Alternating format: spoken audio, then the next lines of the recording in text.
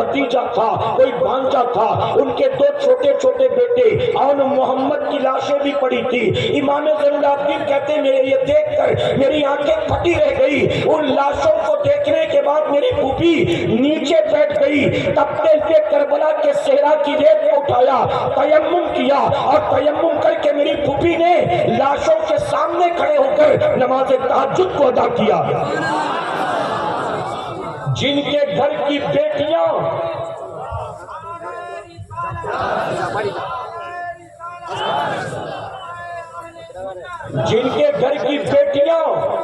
میدان جنگ میں تہجد قضا نہ کریں، کیا انہوں نے اپنے گھر میں بیٹھے بیٹھے کبھی کوئی فرض نماز چھوڑی ہوگی؟ نہیں، بتائیے۔ اور آج ہمارے گھروں کی پوزیشن کیا ہے؟ میں بہت معذرت کے ساتھ کہوں گا، علماء کی موجودگی میں تلخ بات، محرم کے نام پر ہم نے نہ جانے کتنے ڈھکوسلے بنا رکھے، محرم کے نام پر ہم نے نہ جانے کتنے ایسے رسم و رواج بنا رکھے جس کا حقیقت سے، دین سے، شریعت سے کوئی تعلق نہیں، اور ہمارے گھر کی عورتیں اسی کو اصل دین سمجھ کر کر رہی ہیں، طاق پڑھنے جا رہی ہیں، منت مانگنے جا رہی ہیں، تعزیہ دیکھنے جا رہی ہیں۔ دل پر ہاتھ رکھ کر جواب کو سنیو، کیا میرے امام کی قربانی اس لیے تھی تاکہ قیامت تک میرے نام پر تعزیہ اٹھایا جائے، میرے نام پر میلہ لگایا جائے، میرے نام پر ڈھول نگاڑے بجائے جائیں، میرے نام پر غبارے اور حلوہ پراٹھا خریدا بیچا جائے، میرے نام پر مرد عورت کی خلط ملط ہو، میرے نام پر بے پردگی بے حیائی کا بازار گرم ہو؟ کیا میرے امام نے قربانی اس لیے دی تھی تاکہ قیامت تک میرے نام پر چندے وصولے جائیں، میرے نام پر نعرے لگائے جائیں، میرے نام کی منقبت لکھی جائے، میری شان میں قصیدے پڑھے جائیں؟ اے سرکار مدینہ کے پیدوانوں، یزید کربلا میں آیا تھا تو ذات کے لیے آیا تھا، اور امام کربلا میں آئے تھے اللہ رسول کی فرمانبرداری کے لیے آئے تھے۔ یزید طبیعت کے لیے آیا تھا، امام شریعت کے لیے آئے تھے۔ یزید دنیا کے لیے آیا تھا، امام دین کے لیے آئے تھے۔ یزید تخت و تاج کے لیے آیا تھا، اور امام علی مقام اپنے نانا کے دین کی بقا کے لیے آئے تھے۔ میدان کربلا سے تمہیں امام علی مقام کا سجدہ نہ ملا، میدان کربلا سے حضرت زینب کی تہجد تمہیں نہ ملی، یہ پتہ نہیں طاق بھرائی کہاں سے مل گئی، یہ پتہ نہیں ڈھول نگاڑے کہاں سے مل گئے، یہ پتہ نہیں تمہیں تعزیہ کہاں سے مل گیا۔ اے سرکار مدینہ علیہ الصلوۃ والتسلیم کے ترجمانوں، امام علی مقام سے محبت ہے تو آج طے کر کے اٹھنا، ہم رسم و رواج والے حسینی نہیں ہیں، ہم واقعی صحیح معنوں میں اپنے امام سے محبت کرتے ہیں۔ امام اپنی جان کی پرواہ کیے بغیر اللہ کا سجدہ ادا کرتے ہیں، اور ہم گھر کے دسترخوان پر بیٹھ کر نماز نہیں پڑھتے، ہم کارخانے میں بیٹھ کر نماز نہیں پڑھتے، ہم سفر میں ہوتے ہیں تو نماز نہیں پڑھتے، ہم شادی بیاہ میں ہوتے ہیں تو نماز نہیں پڑھتے، ہم چھوٹے چھوٹے عذر کی بنیاد نماز نہیں پڑھتے۔ آپ جانتے ہو میرے امام اعلیٰ حضرت عظیم البرکت فرماتے ہیں، اگر کوئی ایسا مسلمان ہو جس کے دونوں ہاتھ دونوں پیر کٹ گئے ہو، ایسا معذور کے کچھ چل کر مسجد تک جا نہیں سکتا، لوٹا اٹھا نہیں سکتا، نل چلا نہیں سکتا، حوض میں ہاتھ ڈال کے وضو کر نہیں سکتا، ایسا معذور جس کے دونوں ہاتھ دونوں پیر کٹ گئے ہو، ایسے اپاہج مسلمان پر بھی نماز معاف نہیں۔ امام فرماتے ایک عورت کو لیبر پین ہو رہا ہے، درد ذی ہو رہا ہے، ڈیلیوری کے لیے اس کو لیبر روم میں لے جایا جا رہا ہے، فرماتے اس کو اس درد کی حالت میں جب بچے کی ولادت کا وقت قریب ہے، درد سے کرا رہی ہے، اور ڈیلیوری کے لیے اس کو لے جا رہے ہاسپٹل کے وارڈ میں، میرے امام فرماتے ہیں ایسی حالت میں بھی اگر نماز کا وقت ہو گیا تو وہ نماز بھی اس پر فرض، ہٹے کٹے ہو کر کھانے پینے کے لیے ٹائم ہے، 5 گھنٹے بیٹھ کر آئی پی ایل کا میچ دیکھنے کے لیے ٹائم ہے، ورلڈ کپ کے چکر میں نماز قضا کرو گے، ٹی وی سیریل ڈراموں کے چکر میں نماز قضا کرو گے، زندگی گزرے گی یزید پلید کی طرح، اور زبان سے کہو گے حسینی ہے، حسینی ہے، یہ کھچڑے والے حسینی، یہ ڈرم والے حسینی، یہ ڈیگ والے حسینی، یہ محض زبانی جمع خرچ والے حسینی، یہ محض نعروں والے حسینی۔ میرے پیارے آقا کے پیروانوں، محض رسم و رواج والے حسینی مت بنو، اگر یزید سے نفرت ہے تو یزیدیت سے نفرت کرو، اور حسین سے محبت ہے حسینیت سے محبت کرو. یزید کے پیچھے چلنا یہ طبیعت والوں کا کام ہے اور حسین کے نقش قدم پر چلنا یہ شریعت والوں کا کام ہے. علماء سے پوچھو فجر میں اپنے گھر کے بستر پر پیر پسارے پڑے رہنا یہ حسین کا کام ہے کہ یزید کا کام ہے؟ تاریخ طبری اٹھا کر دیکھو, البدایہ والنہایہ اٹھا کر تاریخ کی کتابیں بریلویوں کی نہیں ہے, ہسٹورینز کی ہے, اتہاس کاروں کی, تاریخ نگاروں کی کتابیں. یہ لکھتے ہیں یزید کے محل میں رات بھر شراب و شباب و کباب کا دور چلتا, ناچ گانے ہوتے تھے. جب فجر کی اذان ہوتی تو یزید اپنے محل کے بستر پر شراب کے نشے میں دھت پڑا ہوتا. جب فجر کی اذان ہوتی تو یزید محل کے بستر پر شراب کے نشے میں دھت پڑا ہوتا. اور جب فجر کی اذان ہوتی تو امام حسین اپنے گھر سے نکلتے مسجد نبوی شریف میں جاتے تھے اور مسلمانوں کو جمع کر کے ان کی امامت فرماتے تھے. رات یزید کے محل سے ڈول گھنگرو کی آواز آتی تھی اور امام حسین مدینہ منورہ میں, مکہ معظمہ میں, کربلا معظمہ میں, امام چاہے جہاں بھی ہے, یزید کے محل سے ڈول گھنگرو کی آواز آتی اور امام حسین کے کمرے سے ہر رات قرآن کی تلاوت کی آواز آتی تھی. امام حسین کو قرآن کی تلاوت سے اتنی محبت کہ امام مدینے میں بھی قرآن کی تلاوت کرتے, مکہ معظمہ میں بھی قرآن کی تلاوت کرتے, کربلا معظمہ میں بھی قرآن کی تلاوت کرتے, 3 دن بھوکے پیاسے رہ کر بھی قرآن کی تلاوت کرتے, شب عاشور میں بھی اپنی بیٹی ننھی سکینہ کو بٹھا کر قرآن کی تلاوت کرتے, اور 10 محرم کو ظالموں نے آپ کو شہید کر کے آپ کے سر مبارک کو کاٹ کر نیزے پہ چڑھا دیا, امام نیزے پہ چڑھ کر بھی قرآن کی تلاوت کرتے. ہمارے گھروں سے رات کے اندھیرے میں قرآن کی تلاوت کی آواز آتی ہے کہ ڈھول گھنگرو کی. بتاؤ رات کو کسی کے گھر سے اگر ڈھول گھنگرو کی آواز آئے, ٹی وی سیریل دیکھ رہا ہے, ویب سیریز دیکھ رہا ہے, ناچ گانے دیکھ رہا ہے, وہ حسینی ہے؟ کس بات کا حسینی؟ میں تو کہتا ہوں ظالموں, امام حسین کا نام لے کر وہ کام کرو جو کام یزید پلید کرتا تھا. یزید امام حسین کا دوست تھا کہ دشمن تھا؟ جی دوست تھا کہ دشمن تھا؟ آپ بتائیے. ابھی اولاد غوث اعظم آئیں گے, اولاد غوث اعظم, اتنی محبت اتنی عقیدت, ایک جھلک دیکھنے کے لیے لوگ بے قرار. مسافہ کرنے مل گیا تو الحمدللہ, نہیں تو ہاتھ میں لگا لیا تو خوش نصیب. اتنی عقیدت اتنی محبت غوث اعظم کی اولاد سے, اور جو غوث اعظم کے بھی باپ دادا ہیں ان کے دشمن کے طریقے پر چلتے ہو. یہ کیسی محبت ہے اہل بیت سے, یہ کیسی محبت ہے نواز رسول سے, یہ کیسی محبت ہے مولائے کائنات اور ان کی اہل بیت سے, کیسی محبت ہے. زبان سے کہو کہ ہم غوث اعظم سے محبت کرتے, غریب نواز سے محبت کرتے. آپ بتائیے نماز قضا کرنا غوث اعظم کا کام ہے؟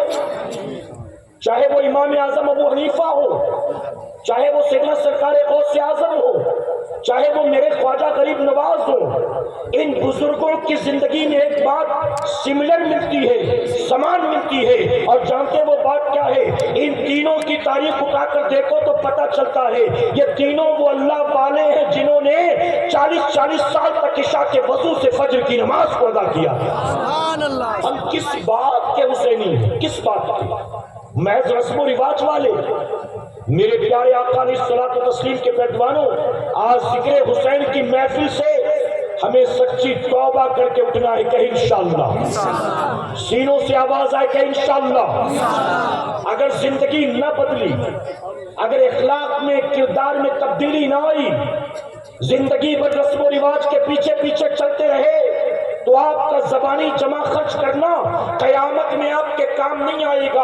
آپ زندگی بھر کو ہم حسینی ہیں, ہم حسینی ہیں. آپ نے مجھ سے پیشتر جب منقبت چل رہی تھی سارے یا حسین کے نعرے لگا رہے تھے. میں کہتا ہوں محرم کے مہینے میں نہیں, روزانہ یا حسین کہو, اپنی چھاتیوں کو پیٹ پیٹ کے یا حسین کہو, لیکن زندگی گزرے کی حسین کے دشمن یزید پلید کے نقش قدم پر تو نام لے لینے سے حسینی نہیں بن جاؤ گے. حسینی وہ نہیں ہوتا جو حسینی وہ ہوتا ہے جو اپنے آقا و مولا کے نقش قدم پر چلتا ہے. اور اس اتنے بڑے مجمع میں وہ کون سچا حسینی ہوگا میں نہیں جانتا، میرا مولا جانتا ہے. میں نہیں کہتا کہ میری باتیں سب کے دل پر اثر کر جائیں گی، میں نہیں کہتا کہ یہاں سے اٹھنے والا ہر آدمی نمازی بن جائے گا، میں نہیں کہتا کہ جتنے آئے ہیں سارے سچے توبہ کر کے جائیں گے، میں نہیں کہتا. ہاں لیکن میں یہ ضرور کہتا ہوں اگر اس بڑے مجمع میں کوئی دو چار ایسا ہو تو اس کو اللہ کا شکر ادا کرنا چاہیے. اے مولا بھیڑ تو ہزاروں کی تھی لیکن تیرا کرم ہو گیا، تو نے امام حسین کے صدقے میرا آنا قبول فرما لیا. سبحان اللہ. اور اتنے بڑے مجمع میں جس پر میرے امام کی نظر ہوگی زندگی اسی کی بدلے گی انشاءاللہ. میرے امام کی پوزیشن تو یہ ہے، علماء سے آپ نے سنا ہوگا، تاریخ کی کتابوں میں موجود ہے. میرے امام شہادت کے بعد بھی جہاں جہاں سے گزرے نہ جانے کتنے یہودیوں عیسائیوں کو مسلمان بنا دیا ہے. جو پیدائشی خاندانی حسبی نسبی یہودی عیسائی تھے، میرے امام کی برکتیں یہ ہیں، امام کا ان گلیوں سے گزر ہوا تو وقت کا یہودی عیسائی بھی کلمہ پڑھ کے مسلمان بن گیا. ارے امام کے چہرے کو دیکھ کر یہودی عیسائی مسلمان بن جاتا ہے. ہم کیسے حسینی ہیں، ہم زندگی بھر ذکر حسین کی محفل میں آئے اور نمازی بھی نہ بن سکے، کیسے حسینی؟ ابھی ماضی قریب کی بات ہے، توجہ ہے نا آپ کی.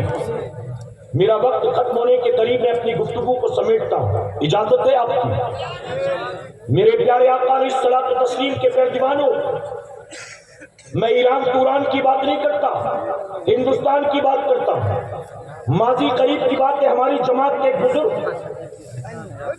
بڑھاپے کی وجہ سے، عمر زیادہ ہو گئی اس وجہ سے ان کی آنکھ کا آپریشن کرنا پڑا.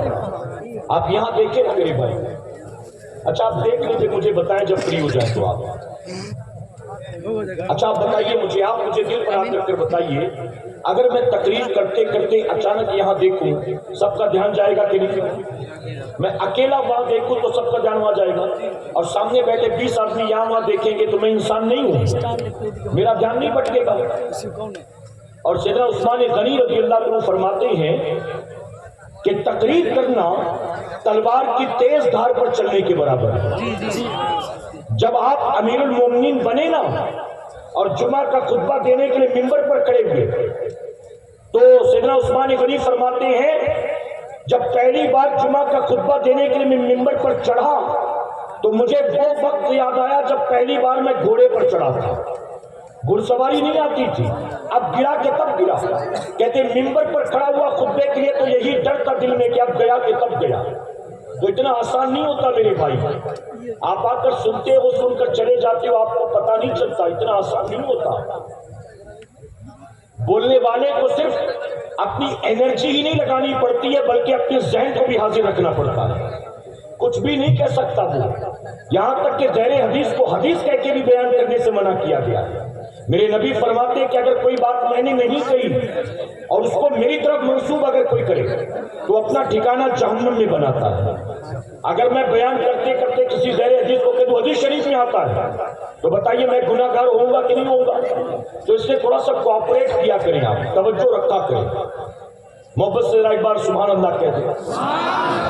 میں عرض کر رہا تھا ماضی قریب میں ہماری جماعت کے بزرگ گزرے، عالم دین، عمر زیادہ ہو گئی، ڈاکٹر نے کہا آنکھ کا آپریشن کرانا پڑے گا.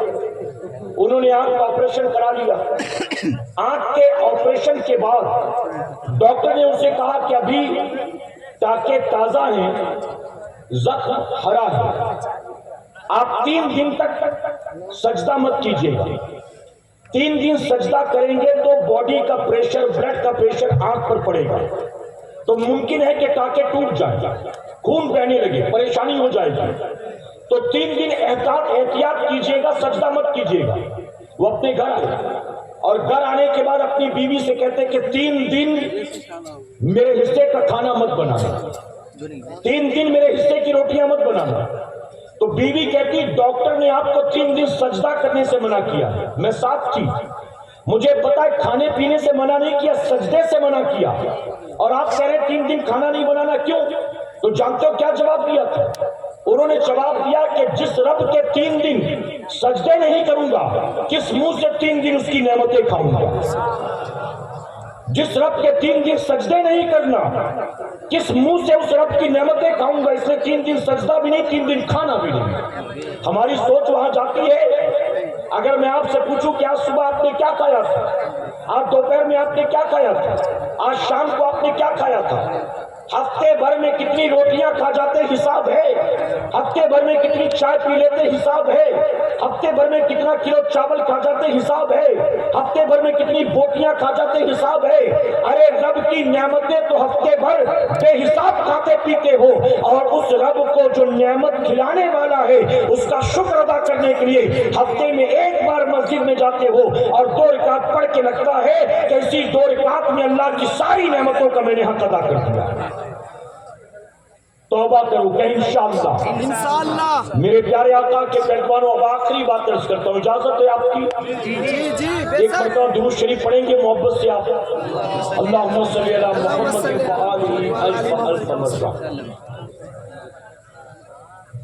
ایک بزرگ بنی اسرائیل کا ایک عابد دنیا کو ٹھوکر مار کر پہاڑ کی چوٹی پر چلا گیا، اور پہاڑ کی چوٹی پر اس نے دنیا سے کٹ کٹا کر 300 سال تک عبادت کی۔ کتنے سال تک؟ 300۔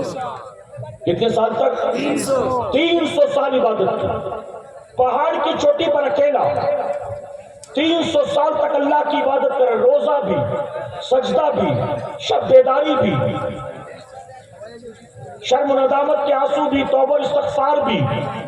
اب 300 سال پہاڑ کی چوٹی پر اکیلا ہے، کوئی انسان نہیں، کسی کو گالی دیا ہوگا، کسی کی غیبت کی ہوگی، بدنگاہی، بدتمیزی، کسی پر بہتان، کسی سے جھگڑا، کوئی چوری چماری، کسی سے حق حسد کینہ، کچھ بھی نہیں، اکیلا ہے، آس پاس کوئی نہیں، اکیلا 300 سال کا عرصہ گزر گیا۔ ایک دن نماز پڑھ رہا تھا، جیسے سلام پھیرا تو دیکھا سامنے ایک آدمی موجود تھا، تو جیسے دیکھا چونک گیا کہ یہاں تو 300 سال سے کوئی آیا نہیں، یہ کون؟ پوچھا بھیا تو کون، کہاں سے آیا، یہاں آنے کی وجہ کیا؟ تو جانتے آنے والے نے کیا کہا؟ آنے والے نے کہا میں موت کا فرشتہ ہوں اسرائیل، اللہ نے مجھے بھیجا ہے تمہاری روح قبض کرنے کے لیے، بس بہت ہو گئی زندگی ختم، اب زندگی ختم ہو گئی، اب میں تمہاری روح کو نکالنے آیا۔ تو کہتا ہے کہ اسرائیل اگر تو روح نکالنے آیا تو کھڑے رہ کر کیا کر رہا ہے، اب تک تو نے میری روح کو نکالا کیوں نہیں؟ تو فرشتے نے کہا جب میں آیا تو تو نماز میں تھا، اور میں انتظار کر رہا تھا کہ تو نماز سے فارغ ہو تو میں تجھ سے ملاقات کروں۔ تو فرشتہ تو وہ بنی اسرائیل کا عابد حیرت سے کہتا ہے کہ تو جب کسی کی روح نکالنے جاتا ہے تو تو ویٹ نہیں کرتا، آدمی کسی بھی پوزیشن میں تو روح نکال لیتا ہے، لیکن میرے معاملے میں تو انتظار کر رہا تھا، کیا وجہ؟ تو جانتے ہو فرشتے نے کیا کہا؟ فرشتے نے کہا اللہ نے مجھے اس بات کا حکم دیا کہ میرا یہ بندہ جس نے 300 سال میری عبادت کی، میں یہ چاہتا ہوں کہ میرا بندہ جس حالت میں مرنا پسند کرے گا اے اسرائیل اسی حالت میں تو اس کی روح کو قبض کرنا، جاتے ہی نکال مت دینا، اس کو پوچھنا کیسے مرنا چاہتا ہے۔ اس نے کہا اچھا میرے رب کا یہ فضل و کرم مجھ پر ہو گیا۔ وہ کہتا اگر رب نے مجھے مہلت دی ہے نا تو میری تمنا یہ ہے، میں نے زندگی بھر اپنے رب کے سجدے کیے، تمنا یہ ہے کہ میں 2 رکعت نماز نفل کی نیت کر کے کھڑا ہوتا ہوں، جب دوسری رکعت کا آخری سجدہ کروں گا نا تو آخری سجدے میں تو میری روح نکال لے، میں چاہتا ہوں کہ روح نکلے تو سجدے کی حالت میں نکلے۔ کتنی پیاری موت۔ فرشتے نے کہا ٹھیک ہے، اب وہ کھڑا ہو گیا نماز پڑھنے کے لیے۔ وہ کہتا ہے جی تو نہیں چاہتا تھا کہ میں آخری سجدے میں جاؤں، کیونکہ پتا تھا یہ نماز زندگی کی آخری نماز ہے، جی تو چاہتا تھا کھڑے کھڑے کھڑے کھڑے زندگی تمام ہو جائے، لیکن میں یہ سوچ رہا تھا کہیں فرشتہ یہ نہ سمجھے کہ میں موت سے ڈر گیا، اس لیے میں نے نماز مکمل کی، آخری سجدے میں پہنچا۔ آخری سجدے میں جب وہ بندہ گیا تو فرشتے نے روح قبض کر دی۔ جانتے حدیث شریف میں کیا کہا؟ حضور اکرم صلی اللہ علیہ وسلم فرماتے جبرائیل علیہ السلام نے مجھ سے کہا یا رسول اللہ صلی اللہ علیہ وسلم، بنی اسرائیل کا وہ عابد جس کی روح کو حالت سجدہ میں نکالا گیا تھا، آج بھی جب میں آپ کی خدمت میں آتا ہوں تو اس عابد کو آسمانوں پر سجدے کی حالت میں پاتا ہوں۔ زندگی سجدے میں گزری، موت سجدے میں آئی، آج بھی آسمانوں پر حالت سجدہ میں۔ کتنی پیاری موت ہوگی، اللہ سب کو ایسی موت عطا فرمائے۔ میرے پیارے آقا کے پیروانوں، اب جب اس بندے کو دیکھیے، نعرہ کہیں پتہ نہیں کہاں سے لگ رہا ہے، مجھے نہ گاڑی نظر آئی نہ سید صاحب نظر آئے۔ مہمان جو بھی آئیں گے وہ یہیں کے لیے آئیں گے نا، تو آپ بالکل بد نظمی نہیں کریں گے، آپ بیٹھے رہیں گے، مہمان یہاں آئیں گے، پھر اس کے بعد ان کا خیر مقدم یہی ممبر سے کیا جائے گا انشاءاللہ، ٹھیک ہے؟ ایک بار درود شریف پڑھ لیں آپ محبت سے، اللہم صلی علی محمد وآلہ الف الف مرہ۔ میرے پیارے آقا علیہ الصلوۃ والتسلیم کے پیغمبر، توجہ ہے نا جی؟ توجہ ہے نا آپ کی؟ میں بس اپنی گفتگو ختم کر رہا ہوں، میں نے کہا نا یہی آخری بات۔ تو جب اس بندے کو بعد مرنے کے رب کے حضور پیش کیا گیا حساب کتاب کے لیے، توجہ سے سنیے گا، رب تبارک تعالیٰ نے فرمایا فرشتوں میں نے اپنے اس بندے پر رحم کیا، لے جاؤ اس کو جنت میں داخل کر دو۔ دیکھیں میں نے کہا نا توجہ نہیں ہے آپ، ختم کر دوں جی؟ تو سن بھی تو نہیں رہے آپ۔ اللہ نے اس بندے کے بارے میں کہا فرشتوں میں نے اس پر رحم کیا، لے جاؤ اس کو جنت میں داخل کر دو۔ محبت سے کہے سبحان اللہ۔ یہ سبحان اللہ اسی موقع پر بولی جاتی ہے میری بھائی۔ رب نے فرمایا میں نے رحم کیا، لے جاؤ اس کو جنت میں داخل کر دو۔ اللہ کرے کہ قیامت میں رب ہمارا بھی فیصلہ یوں ہی فرما دے، آمین کہیں۔ اللہ ہمارے بارے میں بھی کہے کہ فرشتوں لے جاؤ، میں نے اس پر رحم کیا، جنت میں داخل کر دو۔ اللہ فرماتا ہے فرشتوں لے جاؤ، میں نے اس پر رحم کیا، اسے جنت میں داخل کر دو۔ اب جیسے ہی رب نے فرمایا، جانتے ہو بندہ کیا کہتا ہے؟ بندہ کہتا ہے مولا مجھے تیری رحمت کے صدقے جنت میں نہیں جانا، رحمت کے صدقے میں جنت میں جانا ہوتا تو دنیا کو ٹھوکر کیوں مارتا، گوشہ نشینی کیوں اختیار کرتا، 300 سال تیری عبادت کیوں کرتا؟ مجھے تیری رحمت کے صدقے جنت نہیں چاہیے، 300 سال کی عبادت کا بدلہ چاہیے۔ میں نے 300 سال دنیا سے کٹ کٹا کر جو تیری عبادت کی ہے آج اس کا صلہ چاہیے۔ تو جانتے ہو رب نے کیا فرمایا؟ رب نے فرمایا تجھے تو بے حساب کتاب میں جنت میں داخل کر رہا تھا، لیکن تجھے 300 سال کی عبادت کا بدلہ چاہیے۔ اب فرشتوں اس کا حساب لیا جائے گا، لے چلو اسے میزان کے قریب۔ اب اسے اس ترازو کے پاس لایا گیا جہاں نیکی بدی کو تولا جاتا ہے۔ رب نے فرمایا اس کی 300 سال کی عبادت کو ترازو کے ایک پلڑے میں رکھ دو۔ ایک پلڑے میں اس کی 300 سال کی عبادت کو رکھا گیا۔